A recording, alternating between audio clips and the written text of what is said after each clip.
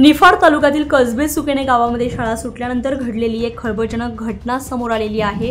काही मुली शाळेतून घरी जात असताना एका अज्ञात रिक्षा चालकाने त्यांना जबरदस्तीने रिक्षामध्ये बसवण्याचा प्रयत्न केला। यावेळी परिसरातील काही जागरूक नागरिकांच्या लक्षात हा प्रकार येताच त्यांनी तात्काळ रिक्षा अडवून रिक्षा चालकाला जाब विचारला। तो उडवाउडवीची उत्तरं देऊ लागला, त्यामुळे संशय अधिक गडद झाला। यानंतर त्या मुलींनी धाडसानं पुढे येत सांगितलं की संबंधित रिक्षा चालकाने त्यांच्यासोबत छेडछाड केली आणि जबरदस्तीने ओढून नेण्याचा प्रयत्न केला होता।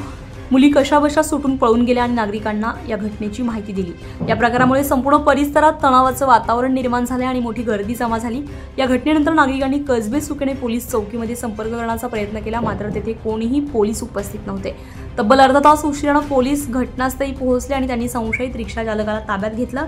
दरम्यान नागरिकांनी अंदाज व्यक्त केला आहे की मुलींना पळवून नेणारी टोळी कार्यरत असण्याची शक्यता आहे, त्यामुळे या प्रकरणाची सखोल चौकशी व्हावी अशी जोरदार मागणी नागरिकांकडून करण्यात येते आहे। ग्रामीण भागामध्ये मुलींच्या सुरक्षेचा प्रश्न पुन्हा एकदा ऐरणीवर आला आहे।